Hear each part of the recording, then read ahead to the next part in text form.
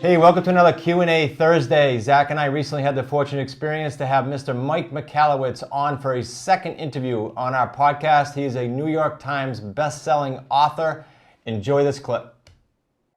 Well, I thought that you get rich overnight. I really did. I was like, oh my God, if I can sell $100,000 of services this year, I'll make $100,000. Like that's more money I've made than my life up to that point. Like that's huge.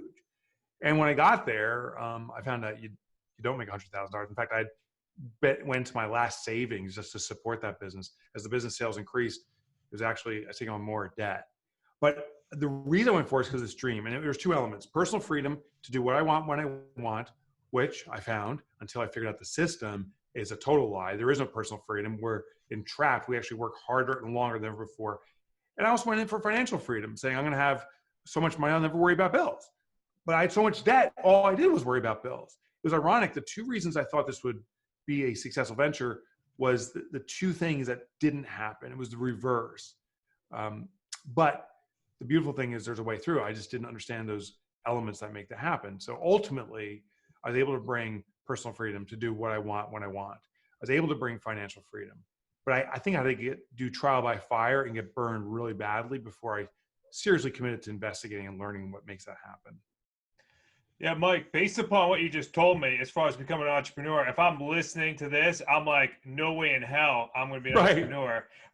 I'm going to find another job. So let's close the loop there. And how were you able to bring those two main aspects to your life?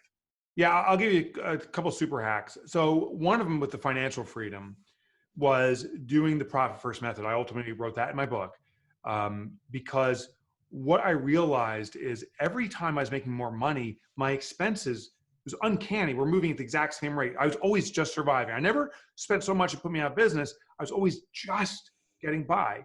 So I realized if I use the pay yourself first principle, take out my profit first out of my business and hide it from my business, that now I'd have less money available to spend and maybe I'd start behaving consistently with what's truly available.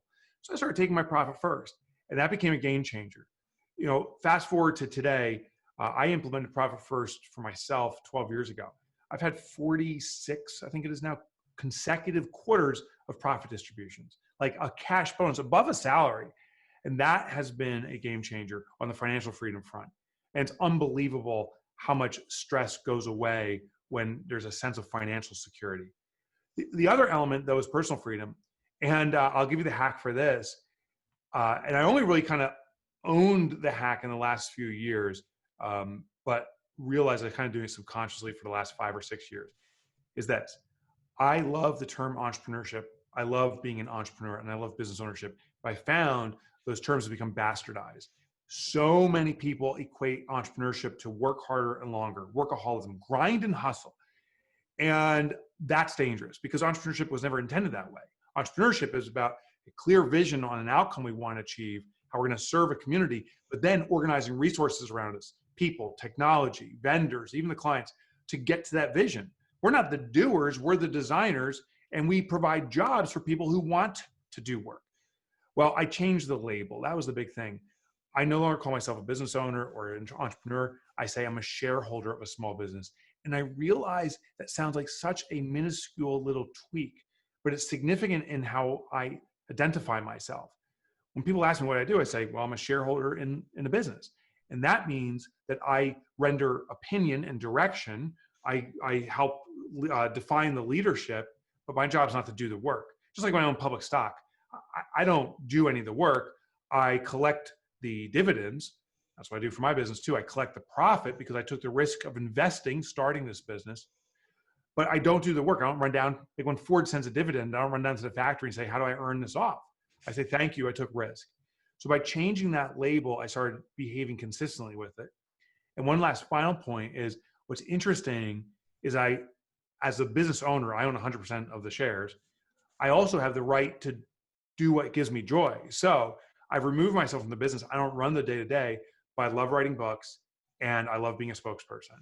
So I do interviews and I write books. And that's my job function back in my business because that gives me joy.